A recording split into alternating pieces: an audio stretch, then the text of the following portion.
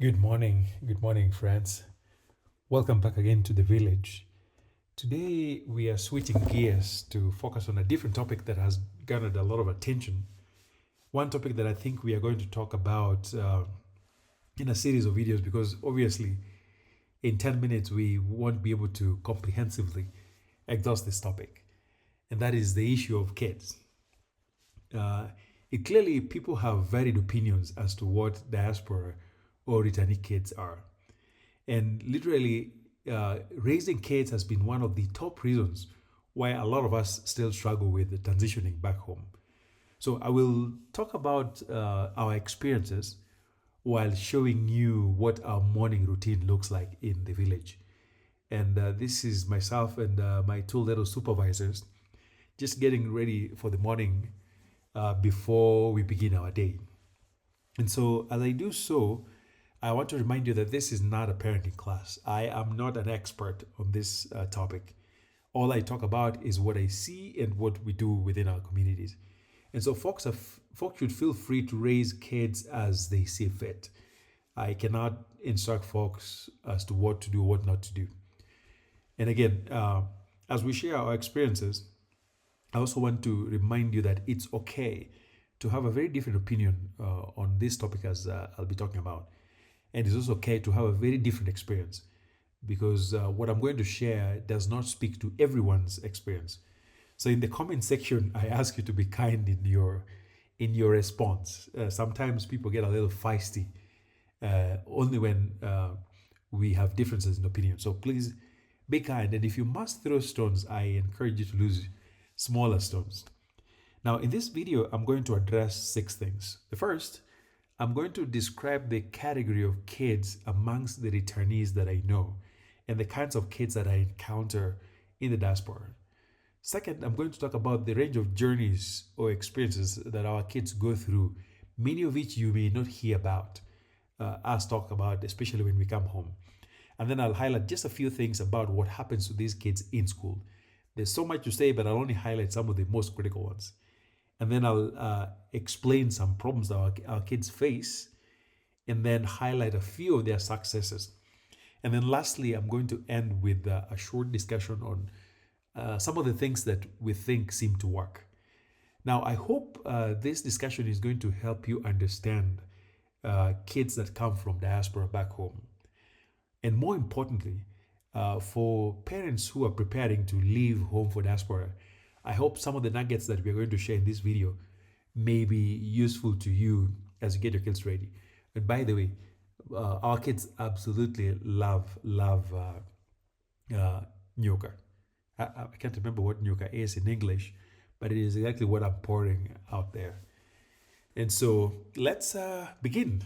So, as I mentioned earlier, in talking about the category of kids that I've encountered in diaspora or amongst kids that return to the village, there are about four different groups. The first group represents kids who are born and raised in diaspora most of their lives. The second group are kids who are born in Kenya but arrive as infants. Many of them come in maybe when they're months old or probably under 3 years. And then the third group of kids are those who come to diaspora at school age. And that could be anywhere between third to 12th grade. And then the final group represent kids who come to diaspora as young adults. And I use that term deliberately to refer to kids who arrive possibly right after high school, before they turn 21, but they're just exiting high school. So these groups of kids have very distinct pathways through diaspora and back home. And I'll highlight what that looks like. So, in terms of the range of their experiences, here are some of the more common issues you may observe. That amongst this group of kids, some of them come home often, others don't.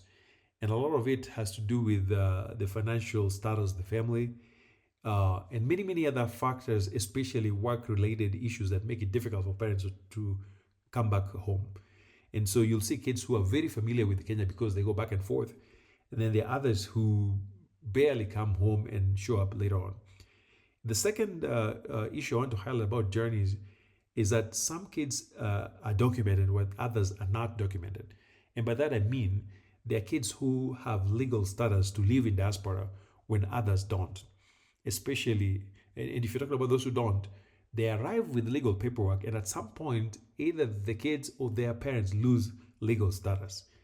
That really transforms their experiences in diaspora. And then you have kids who are raised by both parents, and then others who are raised in single parent households. Now, there's also a specific group of kids who are born or acquire disabilities at some point. And having a disability in the diaspora is a very unique experience compared to having a disability at home.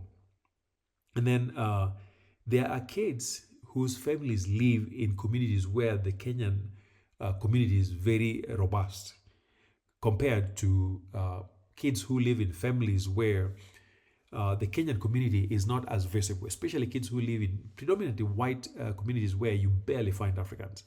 Those two settings really present very unique challenges. And then, of course, you have the hot button issue of whether you have kids who identify as straight or gay. Then you have those who are into religion, others are not into religion. And then the last experience has to do with the levels of success.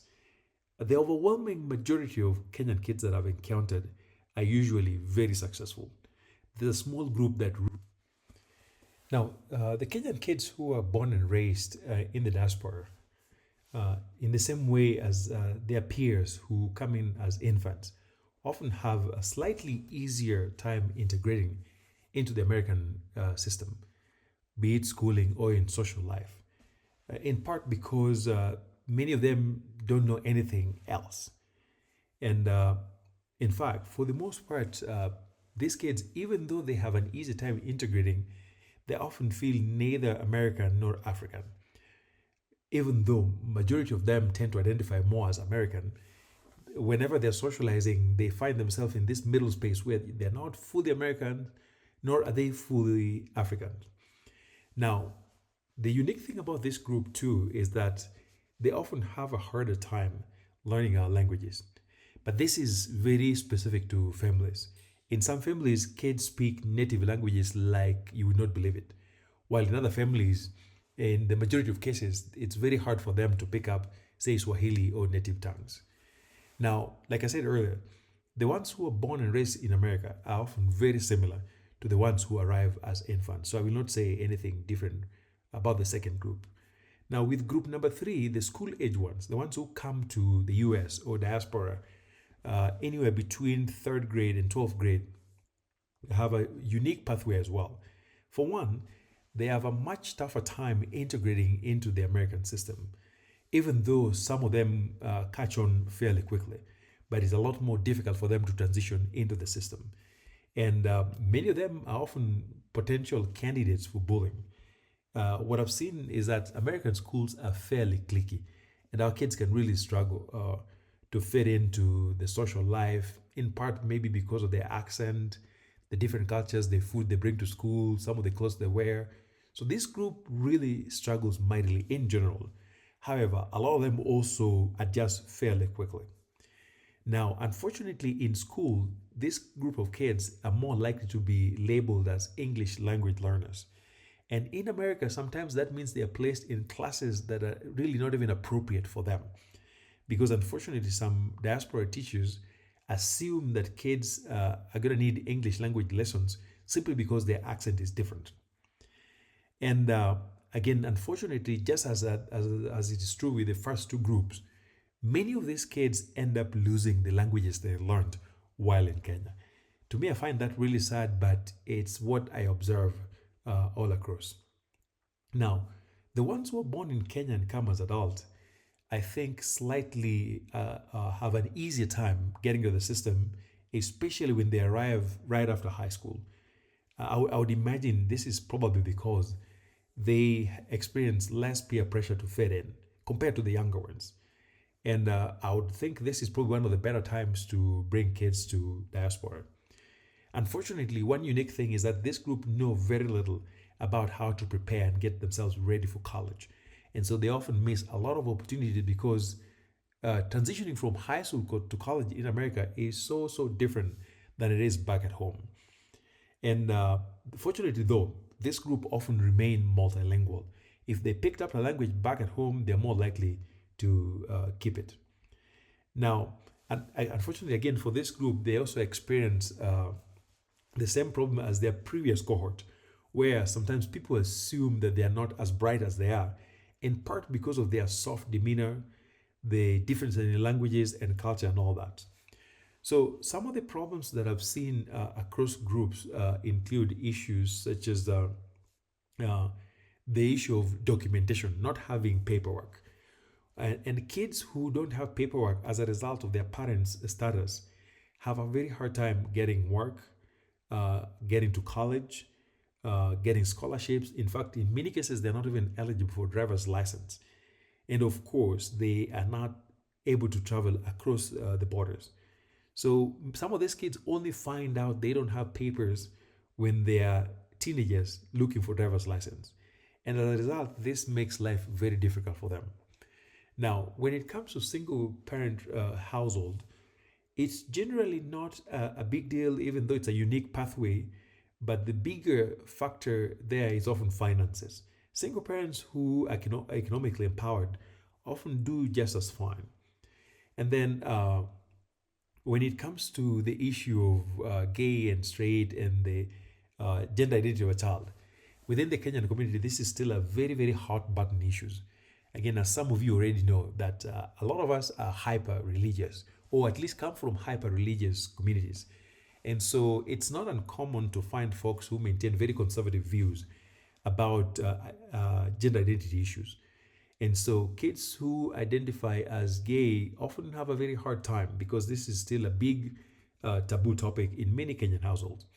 In fact, I often say this is a topic that is easier to talk about for many Kenyans until it becomes one that they have to address within their families.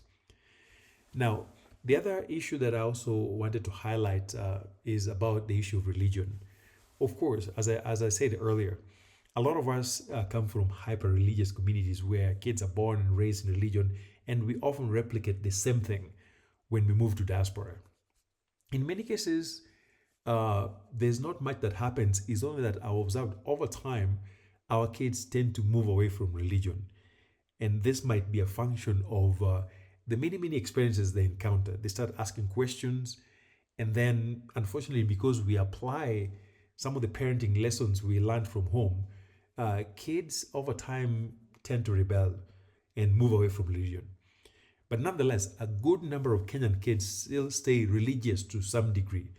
They may not be as religious as their parent, but they remain tethered to religion, whether that means attending church to some degree, praying, and some of the basic things that we've often done in religion. So, as I close this discussion today, I want to just highlight about maybe 6 or 7 things that I observed that seem to work in many families. I'm not saying that each one of these points is going to be useful in your family, but I've seen them in practice in other families with success. So the first thing that I know that works is that parents are often encouraged to minimize the parenting skills they learned from 1936. So again, as a parent, it's helpful to be a little bit flexible and adjust given the needs of kids in diaspora.